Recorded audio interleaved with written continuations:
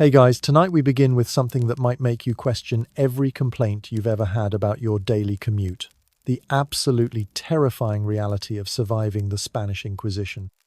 We're diving into what life was really like when religious purity became the ultimate game of life or death. Forget the dramatic movie versions with their theatrical trials and noble martyrs.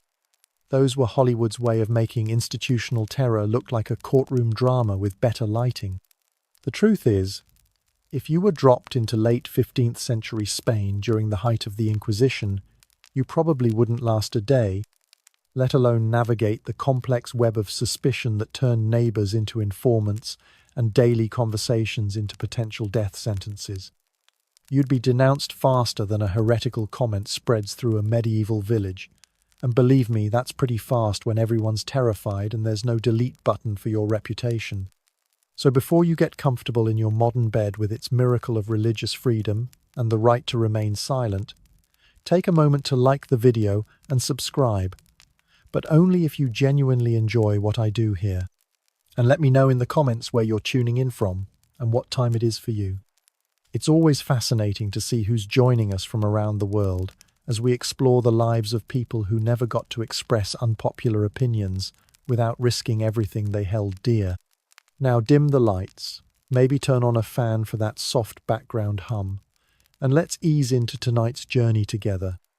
A journey through fear, paranoia, and the kind of religious surveillance that makes modern privacy concerns look like a gentle suggestion from your grandmother about eating more vegetables. You wake up in Seville in the year 1492, the same year Columbus is sailing west looking for spices. But you're not thinking about exploration or discovery. You're thinking about survival in a city where the wrong word at the wrong time can end your life. The morning air carries the smell of olive oil and fear. That second one isn't metaphorical. Fear has an actual smell when it soaks into stone buildings and wooden shutters day after day.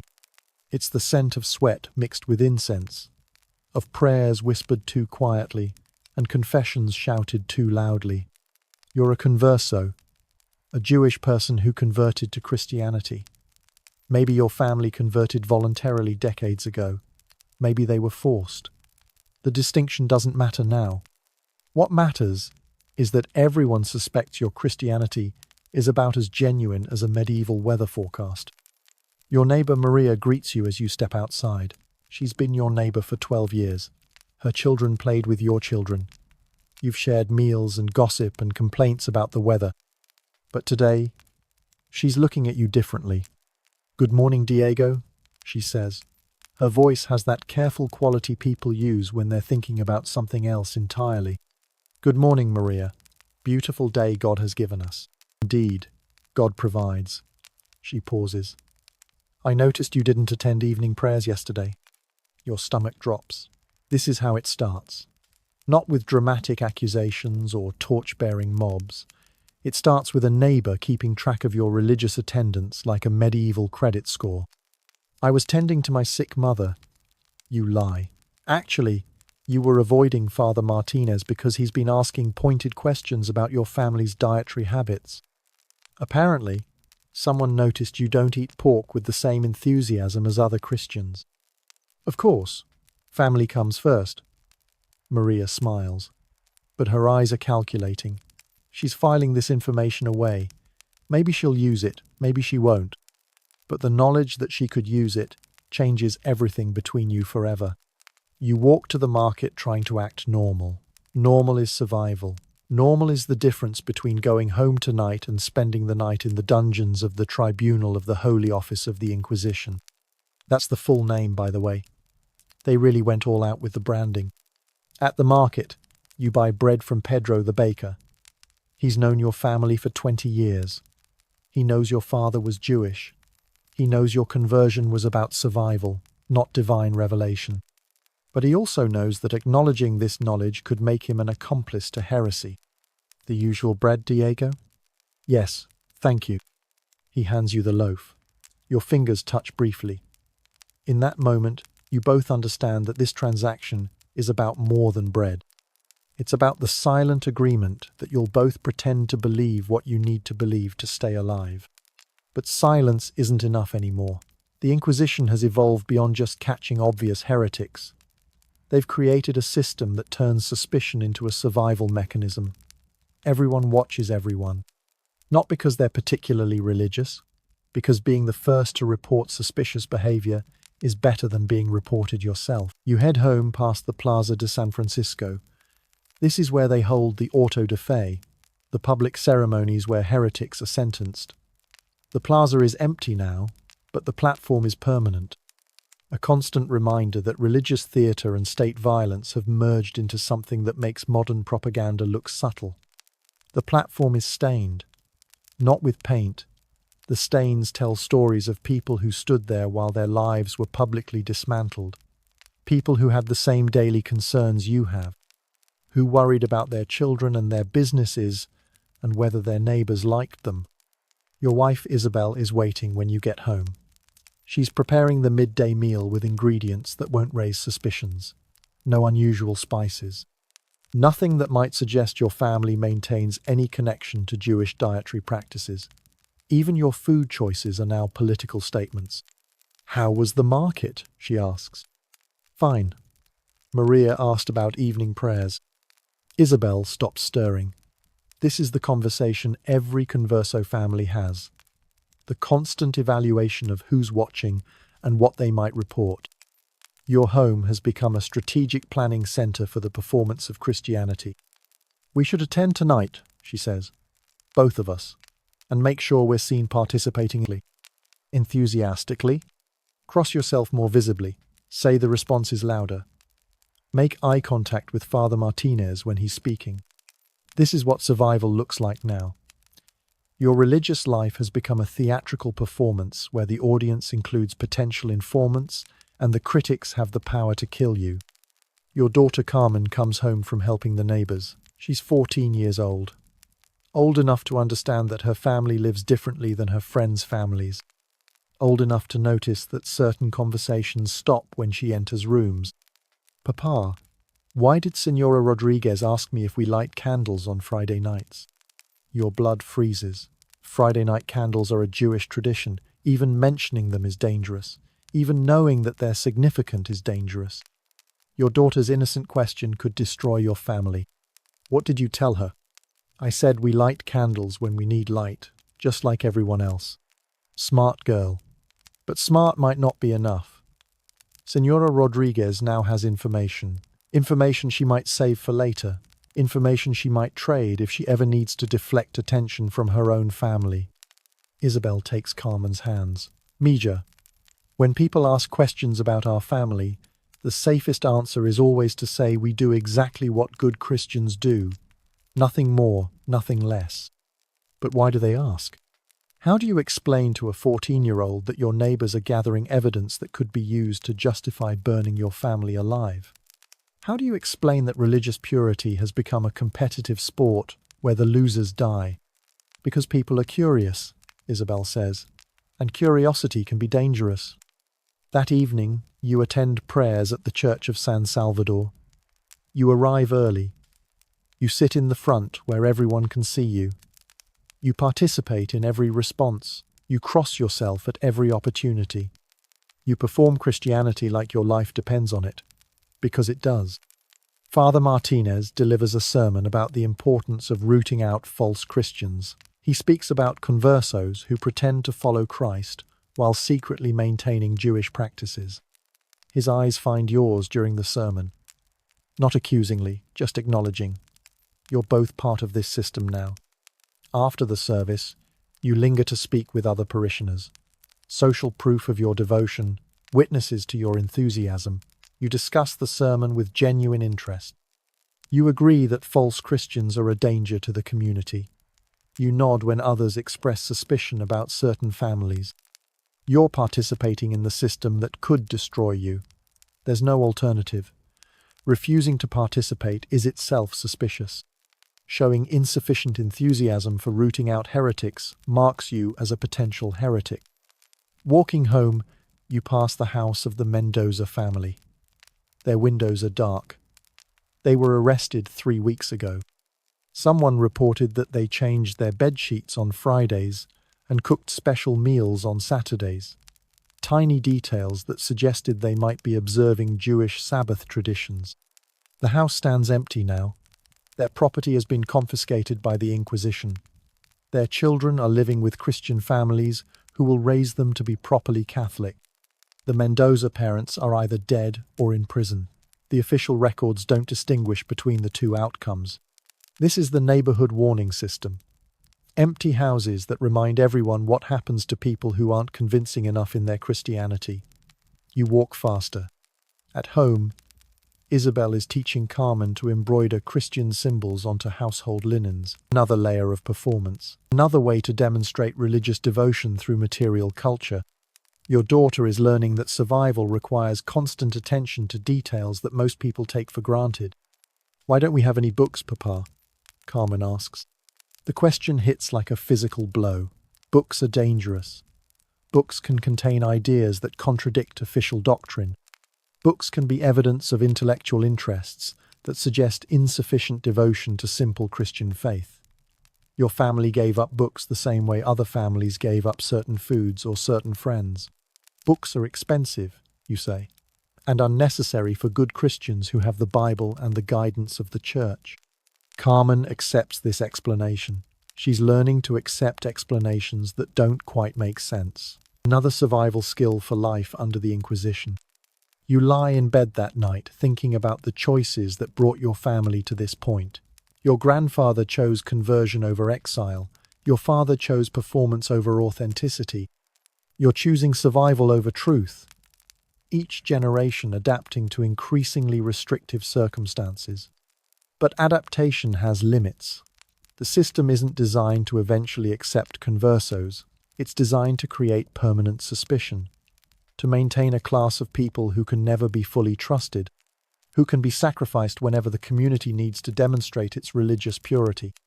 Tomorrow brings the same careful navigation, the same performance of Christianity, the same evaluation of which neighbors are watching and which might be willing to report suspicious behavior. The same calculation of whether your daughter's questions might reach the wrong ears. The Spanish Inquisition wasn't just about religious persecution. It was about creating a society where everyone surveilled everyone, where conformity became a survival strategy, where the difference between accepted and rejected behavior was measured in microscopic details that could mean the difference between life and death. You wouldn't survive this system because survival required skills that modern people don't develop. The ability to perform beliefs you don't hold, the capacity to betray neighbors to protect your family, the psychological flexibility to participate in a system designed to destroy people like you. But here's what makes it worse. The system didn't just target people who secretly maintained Jewish practices. It targeted people who were suspected of secretly maintaining Jewish practices. The distinction between actual guilt and perceived guilt disappeared. Suspicion became indistinguishable from evidence. 3 months later, you're working in your shop when two familiar figures appear. Familiar because everyone in Seville knows what they represent. The black robes of the Dominican order, the symbols of the Holy Office, the face of institutional terror dressed in religious authority. Diego Hernandez? Yes, Father. You will come with us for questioning regarding matters of faith. This is the moment you've been preparing for without knowing exactly when it would arrive. There's no point in running, no point in arguing, no point in asking what specific accusation has brought them to your door. The system doesn't work that way. Your wife Isabel watches from the doorway. Your daughter Carmen hides behind her mother's skirts. They understand that this might be the last time they see you. The Inquisition doesn't provide schedules or guarantees about when or whether people return from questioning.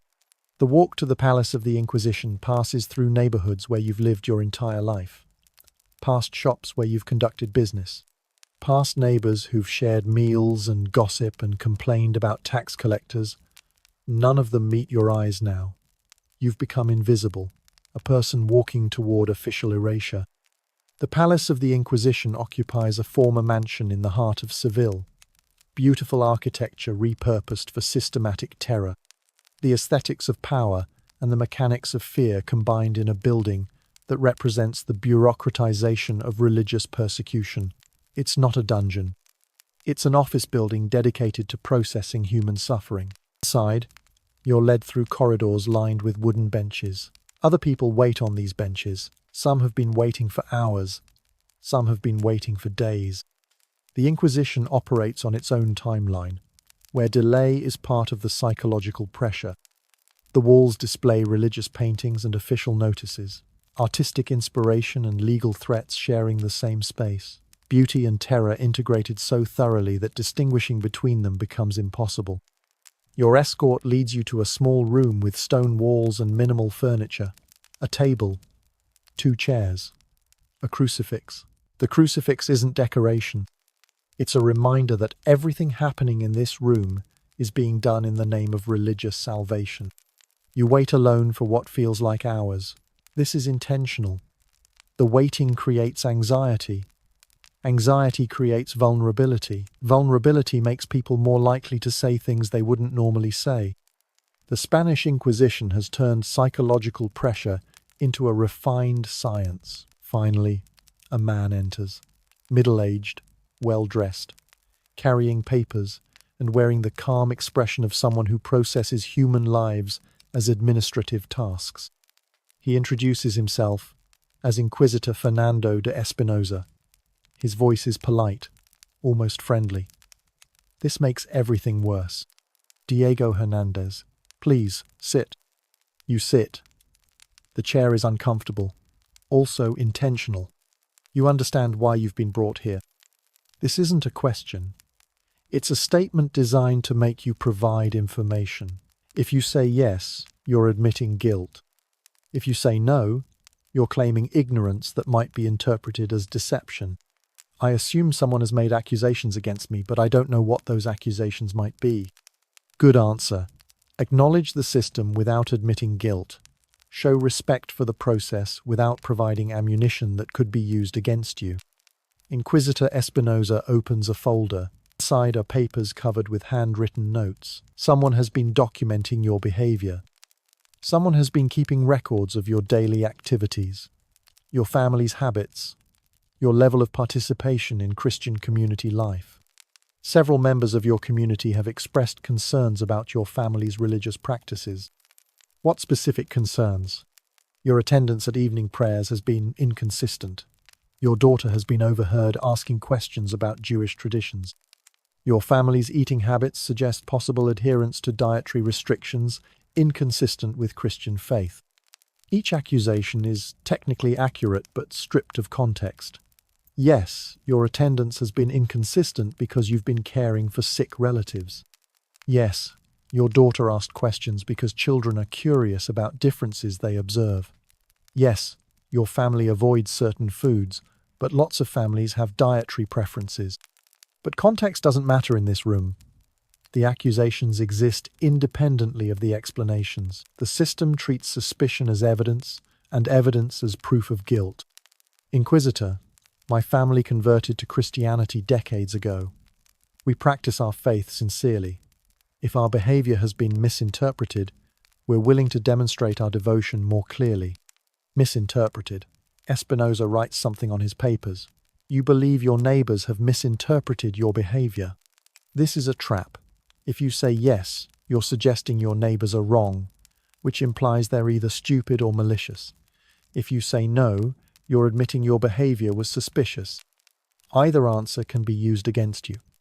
I believe misunderstandings can occur when people observe behavior without knowing the full circumstances. Espinosa nods. Tell me about your family's conversion to Christianity. Another trap. If you provide too much detail, you might contradict official records or reveal information that suggests your conversion was motivated by convenience rather than genuine faith. If you provide too little detail, you appear evasive. My grandfather converted during the pogroms of 1391. He believed Christianity offered a path to safety and spiritual fulfillment for his family. Safety. Espinosa writes this down. So the conversion was motivated by fear rather than genuine religious conviction. You realize you've just provided evidence that your family's Christianity has always been strategic rather than authentic. Your grandfather's reasonable response to violent persecution has been reframed as proof that your family's faith is insincere.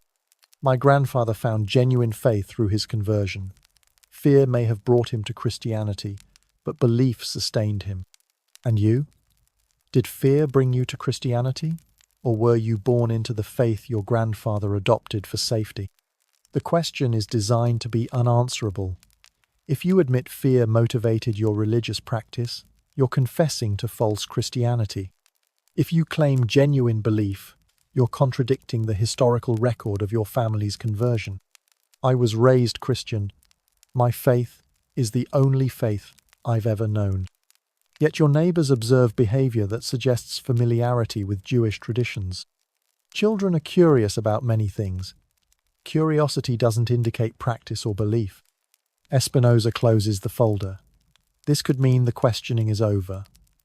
Or it could mean the preliminary investigation is complete, and the real interrogation is about to begin. Diego, the Holy Office exists to protect the Christian community from corruption. We understand that old habits and family traditions can persist even after sincere conversion. We're not unreasonable. We're offering you an opportunity to confess any lapses in faith and receive appropriate penance. This is the moment. The offer of mercy in exchange for confession. The problem is that confessing to things you haven't done is still dangerous. Confessions become part of your permanent record. They can be used against you later. They can be used against your family. They can be used against your friends. But refusing to confess when mercy is offered suggests you're either hiding worse sins or you're too proud to accept the Church's forgiveness. Both interpretations can justify harsher treatment. Inquisitor, I confess that my family may not have demonstrated our Christian faith as clearly as we should have. We may have been too private in our devotions, too quiet in our participation.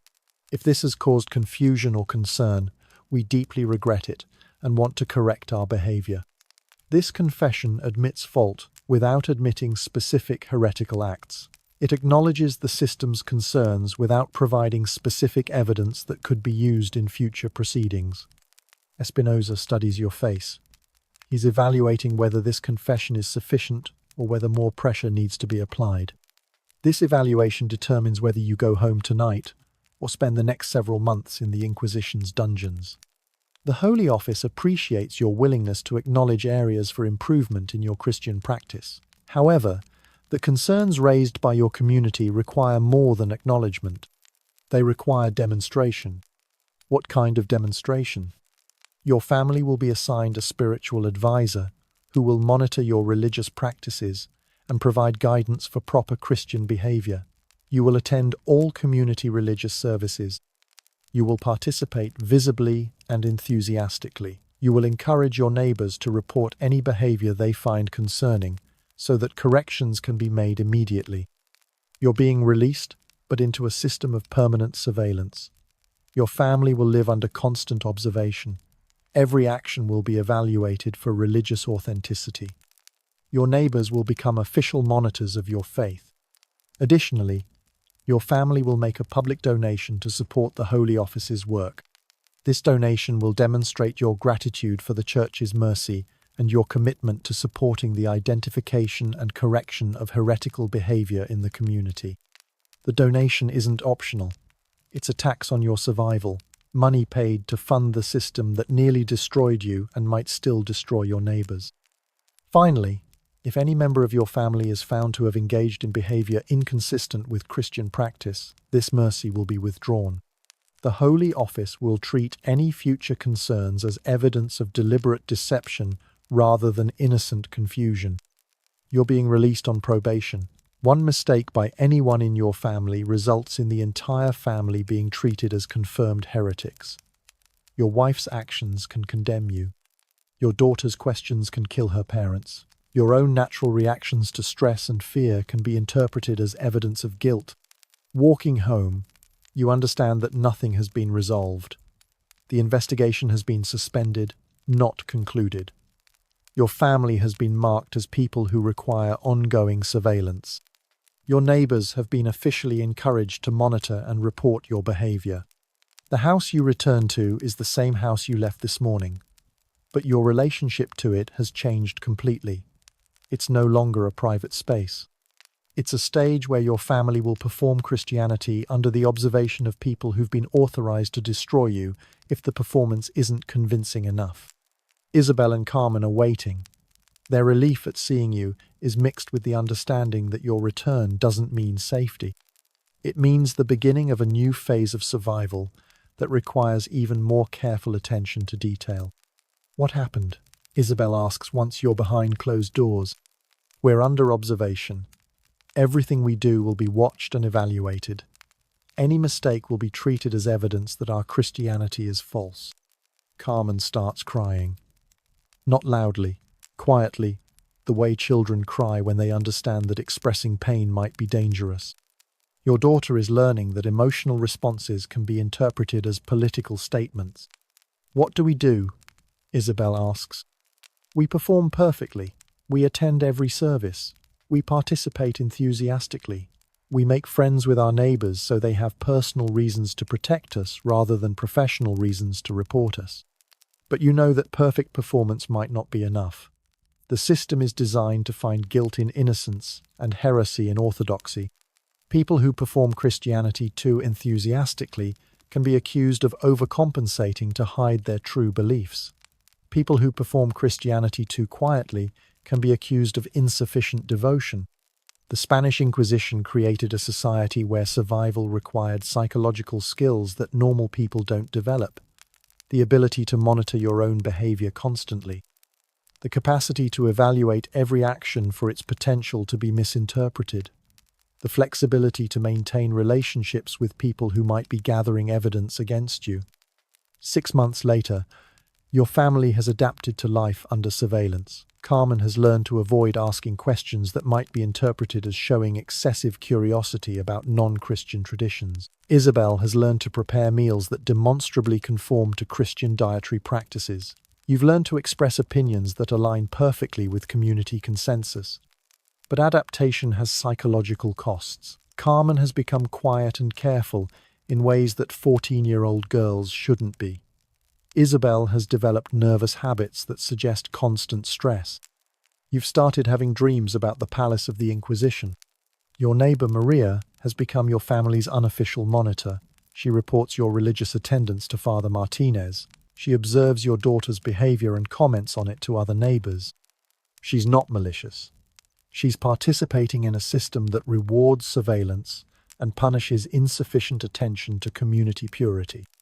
The system has turned ordinary social relationships into potential threats. Friendship requires careful calculation of benefit and risk. Conversation requires constant evaluation of how words might be interpreted by people who weren't part of the conversation. Community life has become a complex performance where everyone is simultaneously actor and audience. One evening, Carmen comes home with disturbing news. Her friend Rosa told her that Rosa's family is planning to report the Jimenez family for suspicious behavior. The Jimenez family has lived in the neighborhood for 15 years. They're conversos like you, but they've been less careful about their performance of Christianity. What kind of suspicious behavior? Isabel asks. Rosa said her mother noticed that Senora Jimenez doesn't eat ham even when it's offered at community meals, and that their house always smells like different cooking than other houses, and that Senor Jimenez sometimes works on Sundays but never seems to work on Saturdays. These are the kinds of details that destroy families, dietary preferences that might indicate secret adherence to Jewish law, work patterns that might suggest observance of Jewish Sabbath, cooking smells that might indicate preparation of traditional Jewish foods.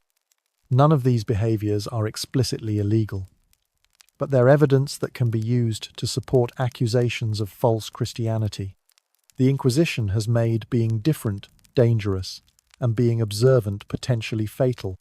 Should we warn them? Carmen asks. This is an impossible question. Warning the Jimenez family might save their lives, but it would require admitting that Rosa's family is planning to report them, which means you'd be revealing that your daughter is discussing other families' plans to report suspicious behavior, which could be interpreted as evidence that your family is more concerned with protecting potential heretics than supporting the Holy Office's work. We can't warn them directly, you say, but we can try to help them understand that they need to be more careful. The next day, you visit Senor Jimenez at his shop. You've known him for 10 years. You've shared the same concerns about survival as conversos in a society that treats conversion with permanent suspicion. Good morning, Antonio. Diego, how are you? Well, thank God. The family is healthy. Business is steady. You pause. Though I've been thinking lately about how important it is for families like ours to be very visible in our Christian practice. Antonio's face changes. He understands that this conversation isn't about business or social pleasantries. It's about survival. Visible how? Attending all services, participating enthusiastically, making sure our daily habits don't create confusion about our faith. Antonio nods slowly. Have you heard something specific? I've heard that the community pays attention to details that might not seem important to us. Details about eating habits, work patterns, social participation. You can't be more direct without implicating yourself in gossip that could be reported as evidence of disloyalty to the Holy Office. But Antonio understands. He's lived under the same surveillance. He knows that survival requires constant attention to details that normal people take for granted. Thank you for the reminder, he says. 3 weeks later, the Jimenez family is arrested anyway. Rosa's mother reported them as suspected Judaizers. The evidence included their dietary preferences, their work patterns, and their insufficient enthusiasm for community religious activities. But there's additional evidence that surprises everyone. Someone reported that Diego Hernandez was seen speaking privately with Antonio Jimenez shortly before the Jimenez family changed their behavior patterns. This suggests that Diego might have warned them about pending reports, which suggests that Diego might be more loyal to suspected heretics than to the Holy Office. You're brought back to the palace of the Inquisition. This time, the room is smaller and the questioning is more aggressive. Your previous confession of minor lapses in Christian practice is now being reinterpreted as evidence of deliberate deception. Inquisitor Espinosa is joined by a second official. This isn't a preliminary investigation. This is a formal proceeding with the potential for serious consequences. Diego, when we spoke previously, you confessed to certain inadequacies in your family's demonstration of Christian faith. Yes, Inquisitor. We now have evidence that those inadequacies were more serious than you indicated. Evidence that you've been actively protecting other families whose Christianity is suspect. The accusation is technically accurate. You did try to help the Jimenez family avoid arrest, but helping neighbors avoid persecution is being characterized as obstruction of religious justice. Your attempt to save innocent people is being treated as evidence of guilt. I spoke with Antonio Jimenez about the importance of visible Christian practice. I thought this would help him avoid misunderstandings about his faith. You warned him that he was under suspicion. I reminded him that all converso families need to be especially careful about how our behavior might be interpreted. And where did you acquire information about how his behavior was being interpreted? This is the fatal question. Any answer reveals information that could be used against your family. If you admit your daughter told you about Rosa's family's plans, you're implicating Carmen in gossip networks that monitor and report community members. If you claim general knowledge, you're suggesting you have sources of information about Inquisition activities. Converso families often discuss the need for caution in our religious practice. You're claiming this was general advice, rather than specific warning about pending investigation. Yes, Inquisitor. Espinosa exchanges glances with his colleague. They're evaluating whether this explanation is believable or whether additional pressure needs to be applied to extract a more complete confession. Diego, the Holy Office has been patient with your family. We offered mercy when you confessed to minor lapses in Christian practice. We provided guidance for improvement rather than punishment. But patience isn't unlimited. The community's trust in the Holy Office depends on our ability to identify and correct religious corruption wherever it exists. This is a threat. The system that offered mercy 6 months ago is now suggesting that mercy was conditional on perfect behavior that you've failed to maintain. I understand, Inquisitor. My family is grateful for the Holy Office's guidance and committed to earning the community's trust through our actions. Then you'll have an opportunity to demonstrate that commitment. The Holy Office requires testimony about other families in your community whose behavior suggests insufficient devotion to Christian practice. You're being asked to become an informant, to provide information that could be used to arrest and prosecute your neighbors, to participate actively in the system that has terrorized your own family. Refusing to provide information suggests you're more loyal to potential heretics than to the Holy Office. But providing information makes you complicit in the persecution of innocent people who are guilty only of failing to perform Christianity convincingly enough. What kind of testimony? Names of families whose behavior has concerned you. Details about conversations that suggest insufficient Christian faith. Information about community members who might be secretly maintaining Jewish practices. The request is comprehensive. They want you to survey your entire social network for potential targets, to become an agent of the system that nearly destroyed you. I want to help the Holy Office protect the community, but I'm concerned about making accusations without sufficient evidence. The Holy Office will evaluate the evidence. Your responsibility is to provide information about behavior that might require investigation. You understand that refusing this request will be treated as evidence that you're protecting heretics, which will be treated as evidence that you are a heretic. But complying with the request makes you responsible for whatever happens to the people you identify. I can provide information about families whose behavior might benefit from the kind of guidance the Holy Office provided to my family. This reframes your testimony as pastoral care rather than criminal accusation. You're offering to identify people who need help rather than people who deserve punishment.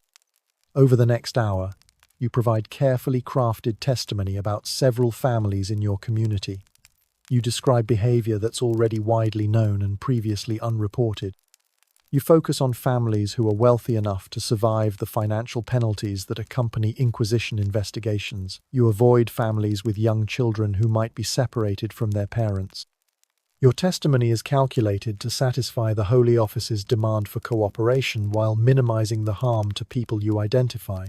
But you know that your calculations might be wrong. You know that any family you name might be destroyed regardless of your intentions. Walking home, you understand that you've crossed a line that can't be uncrossed. You're no longer just a target of the system. You're a participant in it. You've provided information that will be used to investigate and possibly prosecute your neighbors. But participation in the system doesn't guarantee protection from it. Informants can become suspects if their information proves unreliable or if their loyalty becomes questionable. The Spanish Inquisition has no permanent allies, only temporary assets. Your family's situation has become even more precarious.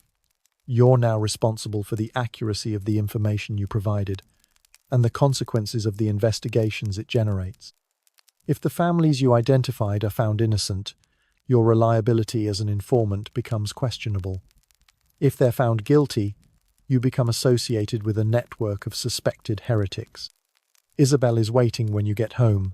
One look at your face tells her that this meeting was different from the previous one. What did they want? Information about other families. Did you give it to them? I gave them some names. People whose situations are similar to ours, but who might be able to handle investigation better than others. So we're informants now. We're survivors. We do what's necessary to protect our family.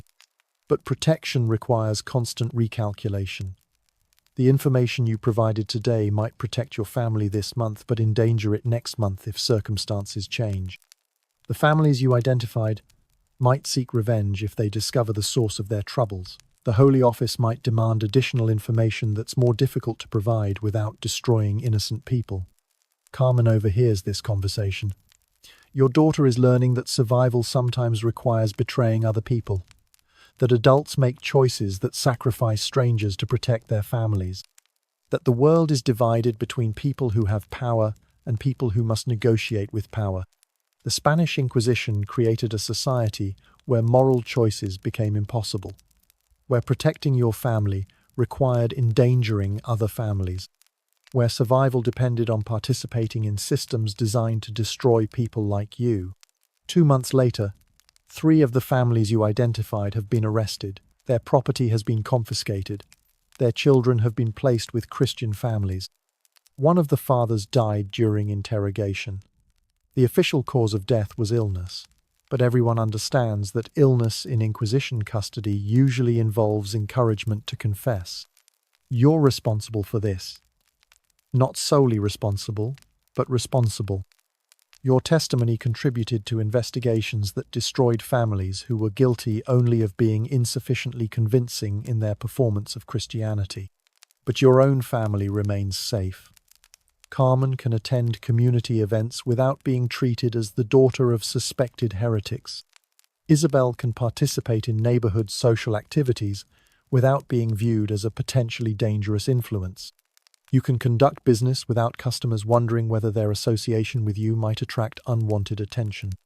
This is the mathematics of survival under the Spanish Inquisition. Some families are destroyed so that other families can survive. Some people provide information so that they won't become subjects of investigation.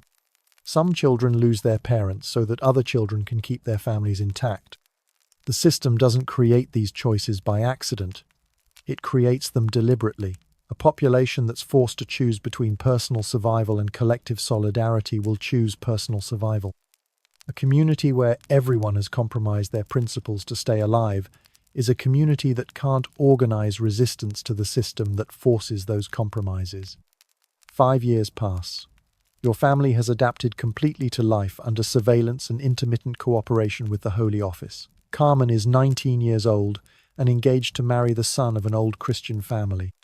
Old Christians are families whose Christianity predates the mass conversions of the 14th and 15th centuries. Families without the historical baggage that makes converso families permanently suspect. Carmen's engagement represents the ultimate success of your survival strategy. Your daughter will marry into a family that doesn't require constant performance of religious authenticity. Her children will be raised without the fear and careful calculation that have defined her childhood. But success requires a final sacrifice. The Holy Office has requested information about converso families who might be using marriage arrangements to create networks of mutual protection. They're concerned that intermarriage between converso families might be creating communities of false Christians who support each other's deception. Your testimony could implicate families whose only crime is trying to find security through relationships with people who share their circumstances. Families who are doing exactly what your family has done, but who haven't been as successful at navigating the system's requirements. I need names of converso families who seem to coordinate their marriage arrangements. Inquisitor Espinosa explains during your latest summons. Families who might be using matrimonial alliances to create protective networks. You're being asked to identify the survival strategy that saved your own family, to betray the same methods you used to secure Carmen's future. The irony is suffocating. What specific behaviors suggest coordination, you ask? Multiple converso families arranging marriages within a short time frame. Families whose children marry into the same extended networks. Conversations about marriage that focus on practical considerations rather than romantic attachment. Every converso family makes marriage decisions based on practical considerations. Romantic attachment is a luxury for people who don't need to worry about their children's religious credentials being scrutinized for generations. But practical marriage planning is now being characterized as evidence of conspiracy. I can provide information about families who've discussed marriage arrangements at community gatherings. You spend the next hour identifying families whose marriage discussions you've overheard. You focus on conversations that were already public knowledge. You avoid mentioning strategic considerations that would be obvious to anyone familiar with converso survival needs. But you know that any family you mention will be investigated. Their marriage negotiations will be characterized as evidence of conspiratorial networking.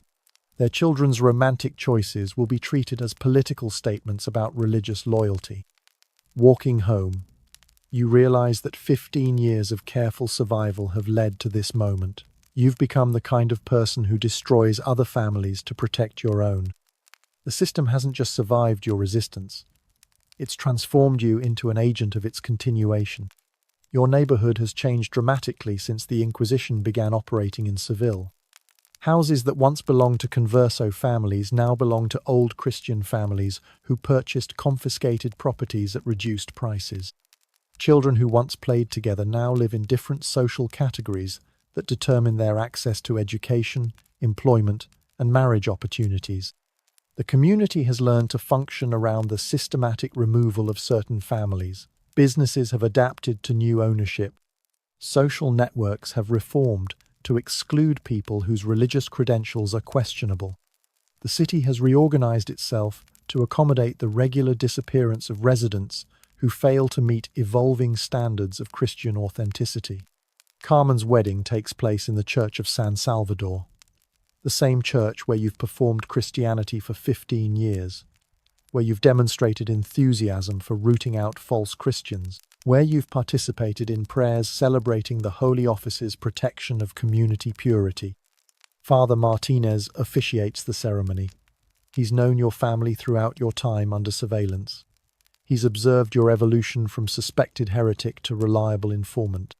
Your daughter's marriage to an old Christian family represents his success in guiding a converso family toward full integration into Christian society.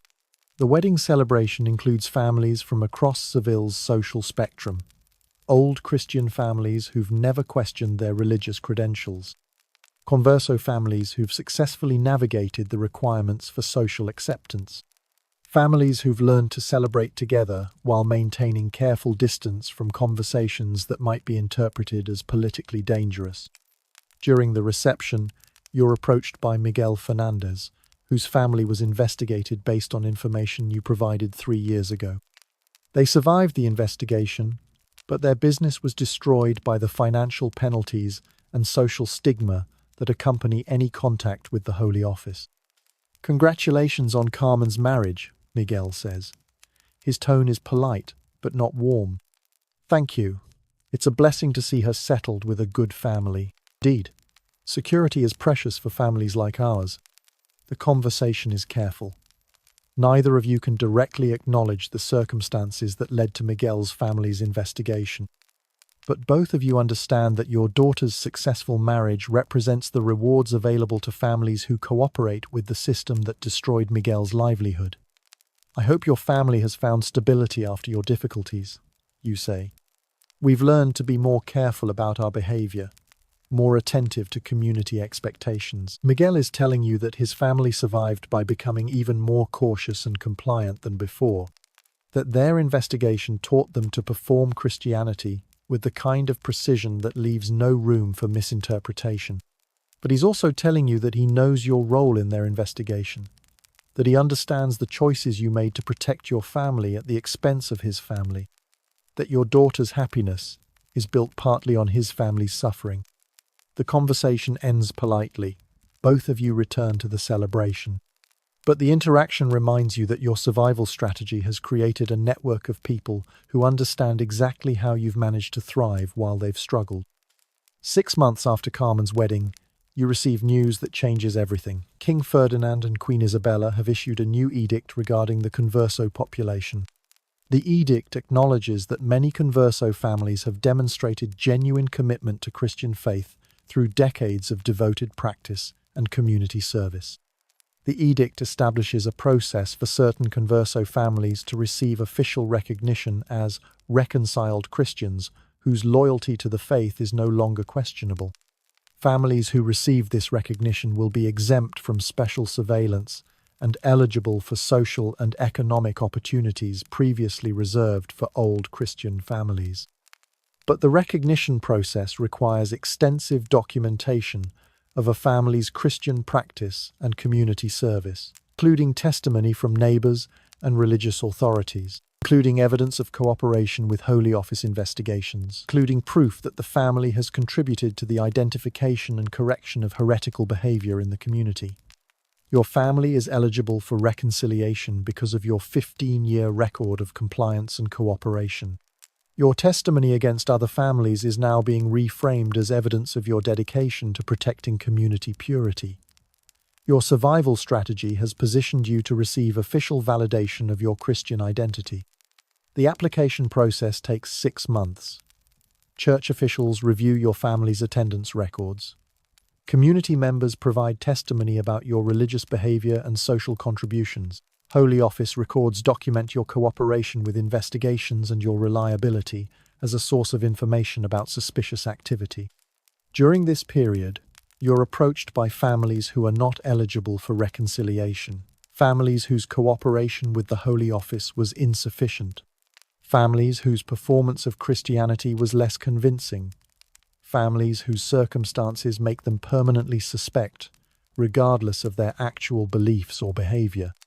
Diego, you've been successful in working with the authorities, says Rosa Mendez, whose husband was executed for alleged Judaizing 5 years ago. Could you provide guidance about how our family might improve our situation? Rosa is asking you to help her family achieve the same protection your family has earned. But helping her would require sharing information about your cooperation with the Holy Office. Information that could compromise your own standing if it reveals the extent of your collaboration with the system. Rosa, I think the most important thing is consistent participation in community religious life and avoiding behavior that might be misinterpreted. But beyond that, you've clearly found ways to demonstrate your family's devotion that have impressed the authorities. She's asking you to admit that your success comes from more than just religious observance, that you've provided services to the Holy Office that go beyond simple compliance with its requirements. I think each family needs to find their own path to demonstrating their faith.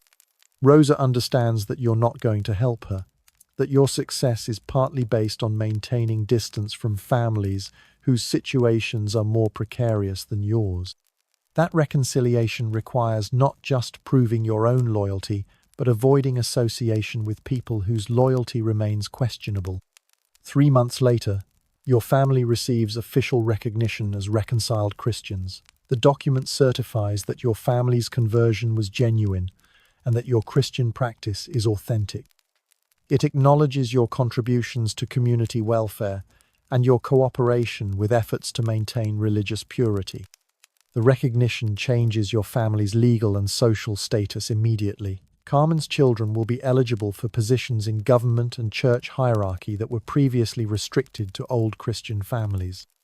Your business can expand into markets that were previously closed to converso merchants. Your family can participate in social activities without the careful calculation that has defined your relationships for 15 years. But the recognition also finalizes your separation from families who remain under suspicion. You're no longer part of the converso community because you're no longer officially converso. Your success depends on maintaining distance from people whose circumstances remind everyone of your family's historical vulnerability. The Spanish Inquisition has achieved something remarkable. It's created a system that rewards collaboration so effectively that its targets become its agents.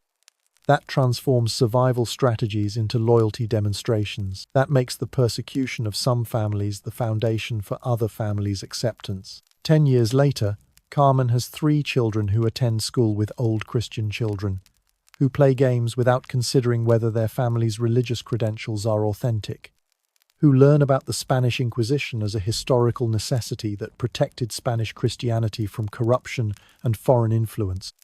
Your grandchildren don't know that their grandfather provided testimony that led to the arrest and execution of community members. They don't know that their comfortable life is built partly on other families' destruction. They don't know that their religious freedom exists because their family learned to participate in a system that denied religious freedom to others.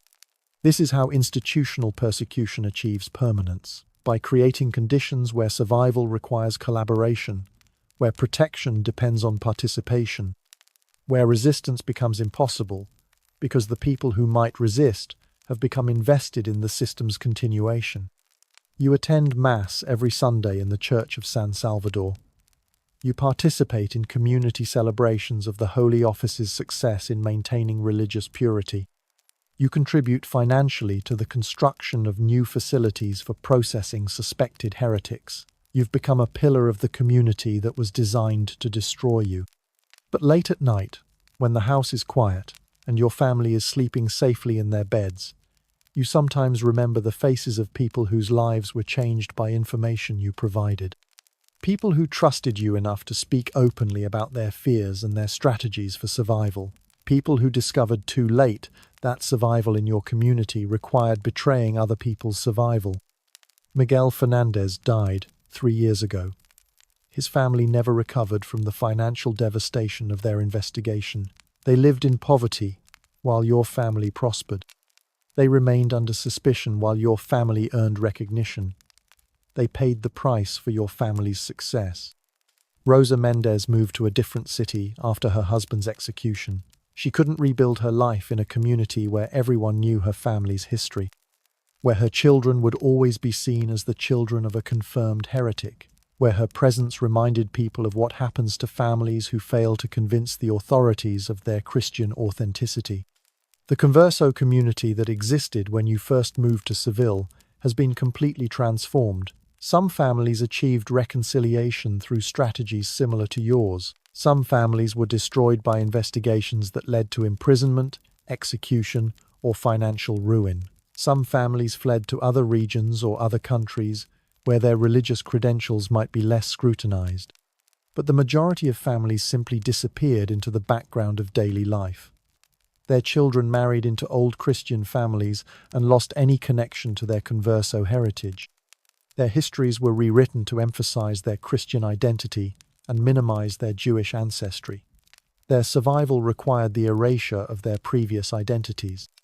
The Spanish Inquisition succeeded not just in persecuting conversos, but in making the converso identity disappear. By creating conditions where being converso was permanently dangerous and being reconciled Christian was conditionally safe. By rewarding families who distanced themselves from their heritage and punishing families who maintained connections to their history. 15 years after your family received recognition as reconciled Christians, you're asked to serve on a community committee that advises the Holy Office about suspected heretical activity. Your expertise in identifying subtle signs of false Christianity makes you valuable to investigators who need local knowledge about community dynamics. The appointment represents the ultimate success of your survival strategy. You've evolved from target to informant to advisor, from suspected heretic to trusted authority on heretical behavior, from victim of the system to participant in its leadership.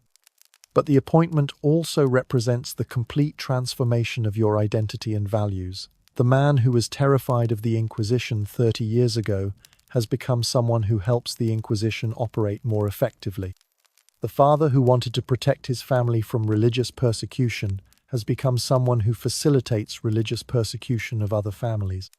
During your first committee meeting, you're presented with cases involving families whose behavior parallels your own family's behavior 30 years ago.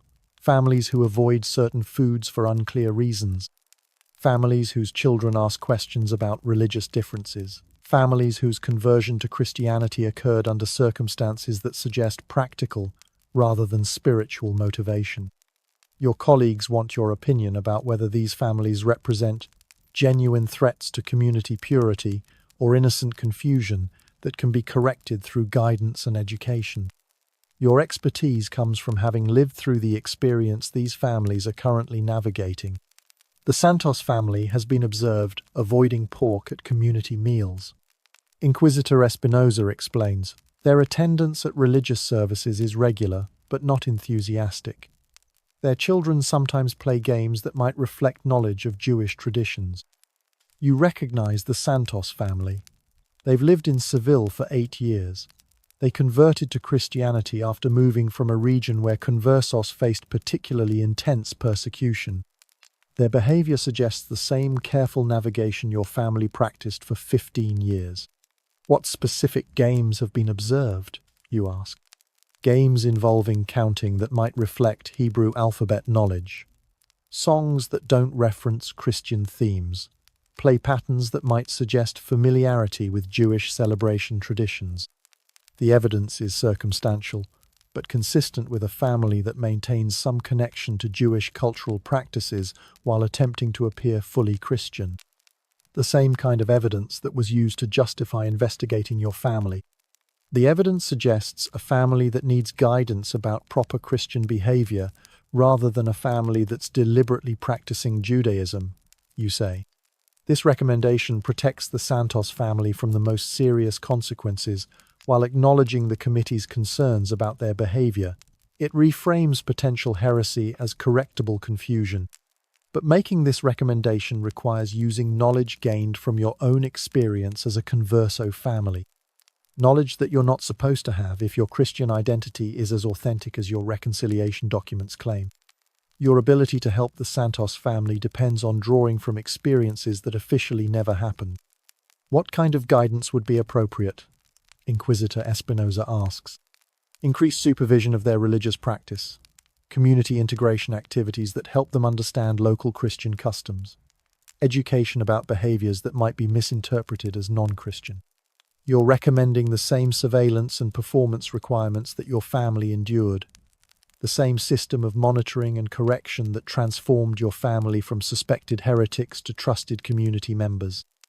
The Santos family will survive their investigation, but they'll pay the same psychological costs your family paid. Their children will learn to monitor their own behavior for signs that might be interpreted as dangerous. Their daily life will become a performance designed to convince observers of their religious authenticity. 6 months later, you encounter Senor Santos at the market. He recognizes you as a member of the committee that recommended guidance rather than punishment for his family. Senor Hernandez, I wanted to thank you for your fairness during our family's difficulties. I hope the guidance has been helpful. Yes, we've learned to be more careful about our behavior, more attentive to community expectations. The conversation is identical to conversations you've had with other families whose investigations you've influenced. They express gratitude for your role in their survival, while acknowledging that their survival requires ongoing performance of identity they might not genuinely feel. But there's something else in Senor Santos's expression, recognition. He understands that your ability to help his family comes from shared experience, that your recommendations were informed by knowledge of what it means to live as a converso family trying to convince old Christians of your religious authenticity. This recognition creates a bond that's both valuable and dangerous. Valuable because it establishes trust and mutual understanding.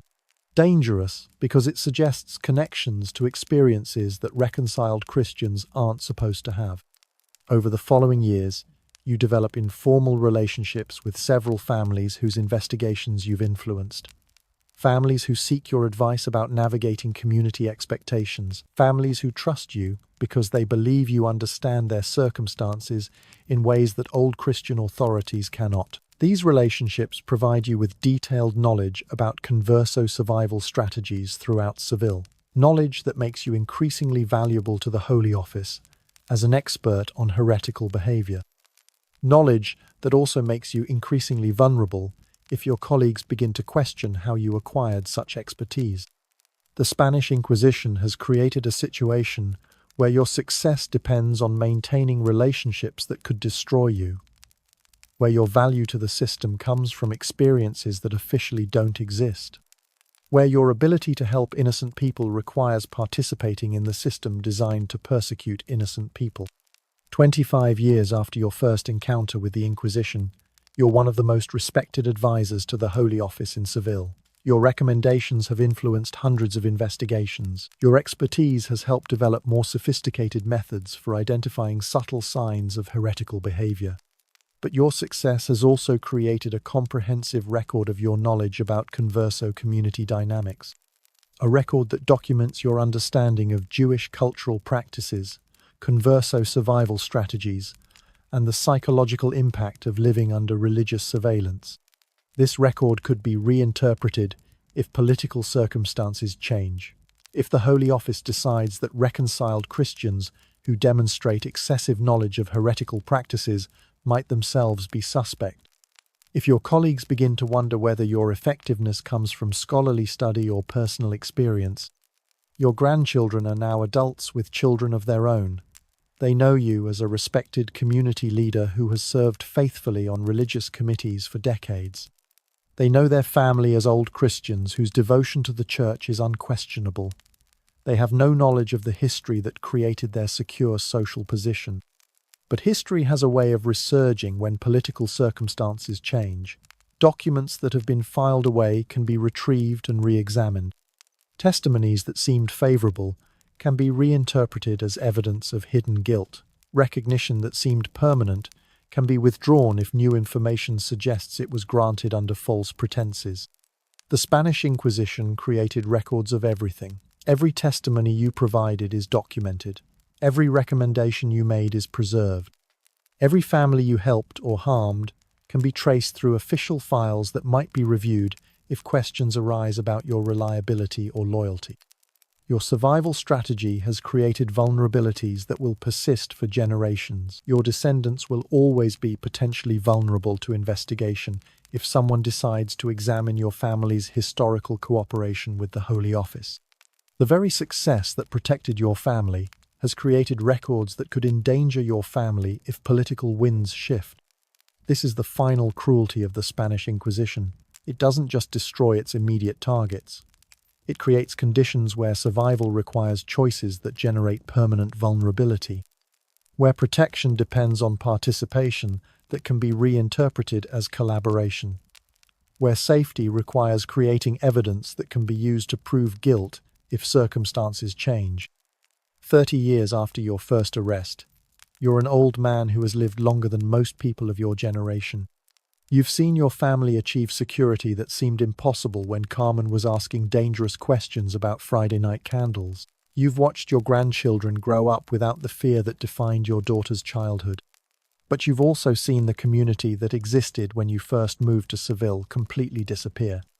The networks of converso families who supported each other through the early years of persecution have been replaced by networks of reconciled Christians who maintain careful distance from their heritage. The culture that preserved elements of Jewish tradition within Christian practice has been eliminated so thoroughly that even discussing its previous existence is dangerous. Your own identity has been transformed beyond recognition. The man who was terrified of performing Christianity convincingly enough to survive has become someone who helps the church identify families whose performance isn't convincing enough. The father who wanted to protect his child from religious persecution has become someone whose expertise facilitates religious persecution of other people's children. But transformation was the price of survival. The Spanish Inquisition didn't offer alternatives. It created conditions where maintaining your principles meant destroying your family and compromising your principles meant destroying other families, where every choice involved sacrificing something essential about who you were or who you wanted to be. The system succeeded because it made resistance psychologically impossible, because it created circumstances where the people most likely to oppose religious persecution became invested in religious persecution's continuation, because it transformed victims into agents and survivors into collaborators. On your deathbed, surrounded by children and grandchildren whose lives have been shaped by choices you made under circumstances they can't imagine, you think about the families whose destruction contributed to your family's prosperity, about the people who trusted you with information that you later used to help justify their persecution, about the children who lost their parents because you provided testimony that supported investigations that led to executions. You also think about the families you protected through careful recommendations that characterized potential heresy as correctable confusion, about the people who survived because you understood their circumstances well enough to help them navigate the system's requirements, about the children who kept their families because you found ways to satisfy the Holy Office's demands without destroying innocent people. The mathematics of survival under the Spanish Inquisition were never balanced. Every family you helped survive required sacrificing other families who were equally innocent but less fortunate. Every child you protected meant accepting that other children would lose their protection. Every success required participating in someone else's failure. But these were not choices you made under normal circumstances. These were choices imposed by a system designed to make moral action impossible, designed to transform communities into networks of mutual surveillance, designed to make survival depend on collaboration and resistance equivalent to suicide. The Spanish Inquisition represents humanity's capacity to create institutional structures that corrupt the people they claim to serve, that transform religious faith into political conformity. That makes survival dependent on betraying the values survival is supposed to preserve. But it also represents humanity's capacity to adapt to impossible circumstances, to find ways to protect family and community, even when protection requires morally compromising choices, to maintain human connections, even when those connections are dangerous, to preserve elements of dignity and compassion, even when dignity and compassion are treated as evidence of disloyalty. Your story is the story of ordinary people trying to live ordinary lives under extraordinary pressure.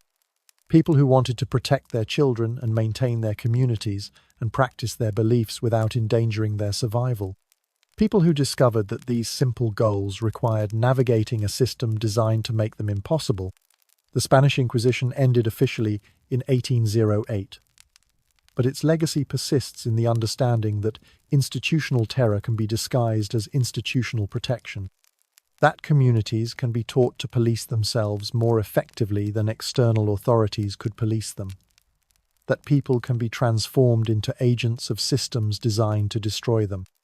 Your descendants live in a world where religious freedom is protected by law rather than dependent on performance, where survival doesn't require betraying neighbors, or sacrificing principles, or maintaining careful distance from family heritage, where children can ask questions about religious differences without creating mortal danger for their parents. But they also live in a world where new forms of institutional terror emerge regularly, where new systems develop for transforming victims into agents and survivors into collaborators, where new circumstances arise that require choosing between protecting family and protecting principles. The lessons of the Spanish Inquisition aren't historical curiosities. They're warnings about humanity's capacity to create systems that corrupt the people they claim to serve. Reminders that survival under institutional terror requires skills that normal people shouldn't need to develop. Evidence that ordinary people can be transformed into agents of extraordinary cruelty when their survival depends on collaboration. Your story ends where it began, with a family trying to survive under circumstances that make survival a form of moral compromise, with people making choices that protect their loved ones while endangering their communities, with the understanding that institutional terror succeeds when it makes resistance psychologically impossible and collaboration psychologically necessary. The Spanish Inquisition created conditions where being good meant being dangerous and being safe meant being complicit, where protecting your family required sacrificing other families and maintaining your principles meant destroying your life, where survival depended on skills that transformed victims into perpetrators and communities into systems of mutual surveillance. You wouldn't survive the Spanish Inquisition because survival required becoming someone you probably wouldn't recognize, someone whose daily life revolved around performing beliefs you might not hold, someone whose relationships were calculated for their potential to provide protection or create danger, someone whose success depended on other people's destruction. But you also wouldn't survive because the Spanish Inquisition was designed to be unsurvivable, to create conditions where no choice was entirely safe, and every action carried the potential for devastating consequences, where survival required constant attention to details that normal human beings aren't equipped to monitor, where safety demanded psychological flexibility that exceeds most people's capacity for adaptation. The real horror of the Spanish Inquisition wasn't just that it persecuted innocent people. It's that it created a society where persecution became normal, where surveillance became natural, where betrayal became necessary, where survival required participating in systems designed to destroy the things survival was supposed to preserve. And perhaps most terrifyingly, it worked. For over 3 centuries, the Spanish Inquisition maintained a system of religious terror that transformed victims into agents and communities into networks of mutual surveillance. It succeeded in eliminating religious diversity, not just through persecution, but by making religious diversity psychologically and socially impossible. The Spanish Inquisition represents what happens when institutional power is used to remake human nature itself, when survival requires abandoning the qualities that make survival worthwhile, when protection depends on participating in systems that make protection necessary. In the end, your story is a reminder that institutional terror succeeds not through external force, but by creating internal conflicts that make resistance impossible, by transforming survival into collaboration and protection into participation, by making victims into agents and communities into systems of control. The Spanish Inquisition ended centuries ago, but the capacity to create such systems persists. The ability to transform fear into collaboration and survival into complicity remains part of humanity's institutional toolkit. The techniques for making victims into agents and communities into systems of surveillance continue to evolve. Your story is a warning about what happens when power is used to remake human relationships, when survival requires abandoning principles, when safety depends on sacrificing others, when protection means participating in persecution. It's also a story about human resilience in the face of impossible circumstances, about people who found ways to maintain connection and compassion even when connection and compassion were dangerous, about families who preserved elements of dignity and humanity even when dignity and humanity were treated as evidence of guilt. The Spanish Inquisition was designed to destroy people like you, but it couldn't destroy the capacity for love and loyalty that motivated your choices. It couldn't eliminate the human bonds that made survival feel worthwhile. It couldn't prevent people from finding ways to protect what mattered most to them, even when protection required terrible compromises. Your survival came at tremendous cost. But survival itself is a form of resistance to systems designed to make survival impossible. Protecting your family preserved the possibility that future generations might live under better circumstances. Maintaining human connections created foundations for communities that might eventually develop beyond surveillance and terror. The Spanish Inquisition represents humanity at its worst, but your story represents humanity at its most resilient. People who refused to be destroyed by systems designed to destroy them. People who found ways to preserve what mattered most, even when preservation required sacrificing what mattered deeply. In the end, you survived not because you were stronger, or smarter, or more moral than the people who didn't survive. You survived because circumstances aligned in ways that made your particular survival strategy effective. Because the choices you made happened to satisfy the system's requirements while protecting the people you most wanted to protect. But survival required becoming someone different than who you started as, required developing skills and relationships and perspectives that you never would have chosen under normal circumstances, required participating in systems that contradicted your deepest values while protecting the people those values told you to protect. The Spanish Inquisition created these impossible choices deliberately. It succeeded by making moral action impossible and survival dependent on moral compromise. By transforming victims into agents and communities into systems of control, by making resistance psychologically unbearable and collaboration psychologically necessary. Your story is the story of what happens to ordinary people under extraordinary institutional pressure. What happens when survival requires skills that normal people shouldn't need to develop? What happens when protection depends on participation in systems designed to make protection necessary? It's a story that repeats throughout human history, in different forms and different contexts, but with the same essential dynamics. Systems that transform victims into agents, communities that become networks of surveillance.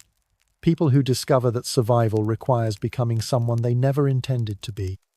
The Spanish Inquisition ended long ago, but the capacity to create such systems persists. The techniques for transforming fear into collaboration continue to evolve. The ability to make survival dependent on moral compromise remains part of humanity's institutional repertoire. Your story is both a historical record and contemporary warning. Evidence of what happened when power was used to remake human relationships in service of institutional control.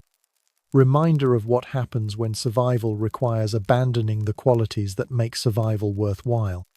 But it's also evidence of human resilience and adaptability, proof that people can maintain essential connections, even under impossible circumstances. Demonstration that love and loyalty can persist, even when expressing them becomes dangerous. The Spanish Inquisition was designed to destroy communities like yours, but it couldn't destroy the human capacity to create meaning and connection under any circumstances. It couldn't prevent people from finding ways to protect what mattered most to them. It couldn't eliminate the bonds that made survival feel worthwhile. Your survival required terrible compromises, but survival itself preserved the possibility that those compromises might eventually become unnecessary. That future generations might live under circumstances where protection doesn't require persecution and safety doesn't depend on sacrifice. The Spanish Inquisition represents institutional terror at its most sophisticated, but your story represents human resilience at its most fundamental, people who refused to be destroyed, people who found ways to preserve what mattered most, people who maintained hope for better circumstances even when hope seemed impossible. In a world where institutional terror continues to evolve, your story serves as both warning and inspiration. Warning about what happens when power is used to remake human nature. Inspiration about what people can preserve even under impossible circumstances. The Spanish Inquisition ended, but the lessons of your survival remain relevant. The skills you developed for navigating institutional terror continue to be necessary. The choices you made between protection and principles continue to be required. Your story is ultimately about the price of survival, under systems designed to make survival impossible, about what people sacrifice to protect what they love, about what they preserve even when preservation requires terrible costs. And perhaps most importantly, it's about the understanding that survival itself can be a form of resistance. That maintaining human connections under impossible circumstances is a victory against systems designed to destroy human connection. That preserving love and loyalty when expressing them is dangerous is itself a form of moral action. You survived the Spanish Inquisition not because you were exceptional, but because you were human. Because you loved your family enough to sacrifice your principles. Because you valued their safety more than your own moral purity. Because you understood that survival under institutional terror requires skills that normal people shouldn't need, but sometimes must develop. Your story ends where all survival stories end, with the understanding that protection comes at a price and safety requires sacrifice. With the knowledge that institutional terror succeeds by making these prices and sacrifices feel normal. With the hope that future generations might live under circumstances where such prices and sacrifices become unnecessary. The Spanish Inquisition was designed to destroy people like you. But you survived. Your family survived. Your descendants lived to see better circumstances. Your story became part of the historical record that helps future generations understand what happened and why it must never happen again. That survival, complicated and compromised as it was, represents humanity's refusal to be destroyed by systems designed for destruction. People's capacity to find ways to preserve what matters most, even when preservation requires terrible choices. Communities' ability to maintain essential connections, even when those connections become dangerous. Your story is both historical tragedy and human triumph, evidence of institutional terror's capacity to corrupt, and proof of human resilience's capacity to endure, record of what was lost, and demonstration of what was preserved. The Spanish Inquisition ended long ago, but your story continues to matter because the dynamics it represents continue to threaten human communities, because institutional terror continues to evolve, because people continue to face choices between protection and principles, safety and sacrifice, survival and moral purity. Your legacy is the understanding that these choices are never simple and survival is never pure, that protecting what you love sometimes requires compromising what you believe. That maintaining human connections under impossible circumstances is itself a form of resistance to systems designed to destroy human connections. In the end, you didn't just survive the Spanish Inquisition, you preserved the possibility that future generations might live under better circumstances. You maintained human bonds that institutional terror couldn't destroy. You demonstrated that people can find ways to protect what matters most, even when protection requires becoming someone they never intended to be. That's both the tragedy and the triumph of your story. The price you paid and the value you preserved. The person you became and the people you protected. The choices you made and the legacy you left. Your story matters because it reminds us that institutional terror succeeds by making moral action impossible and survival dependent on moral compromise. But it also reminds us that people can maintain essential humanity even under impossible circumstances, that love and loyalty can persist even when expressing them becomes dangerous. The Spanish Inquisition ended. Your story endures. As a warning about institutional terror's capacity to corrupt. As evidence of human resilience's capacity to endure. As a reminder that survival itself can be a form of resistance when survival requires refusing to be destroyed by systems designed for destruction. You survived. Your family survived. Your story survived. And in that survival lies both the tragedy of what was lost and the triumph of what was preserved. The price of protection and the value of persistence. The cost of survival and the meaning of endurance. That's the legacy of your encounter with the Spanish Inquisition. Not just the story of what happened, but the demonstration of what's possible when people refuse to be destroyed by systems designed to destroy them. When love proves stronger than terror, and connection survives, surveillance, and hope persists, even when hope seems impossible. Your story ends where it began, with a family trying to survive under impossible circumstances. But it also ends with the understanding that survival itself is victory against systems designed to make survival impossible. That maintaining human bonds under institutional terror is resistance to forces designed to destroy human bonds. You wouldn't survive the Spanish Inquisition because survival required becoming someone you probably wouldn't recognize. But you also wouldn't survive because people like you, people capable of love and loyalty and hope, are exactly what the Spanish Inquisition was designed to destroy. And yet, somehow, they survived. Your story survived, as evidence of both institutional terror's capacity to corrupt and human resilience's capacity to endure, as proof that even under impossible circumstances, people find ways to preserve what matters most. That's the final lesson of the Spanish Inquisition. Not just that institutional terror can transform victims into agents and communities into systems of surveillance, but that people can maintain essential humanity even when maintaining it requires terrible compromises, that love and loyalty and hope can persist even when expressing them becomes dangerous. Your story is both warning and inspiration, evidence of what happens when power is used to remake human relationships and proof of what people can preserve even under impossible circumstances, record of what was lost and demonstration of what endured. The Spanish Inquisition ended long ago, but the capacity to create such systems persists. The need to resist them continues. The importance of remembering what they cost and what they couldn't destroy remains essential. Your story serves that memory. Your survival preserves that possibility. Your legacy reminds us that even under the worst circumstances, people find ways to protect what matters most. That survival itself can be resistance. That love proves stronger than terror when people are willing to pay the price that love sometimes requires.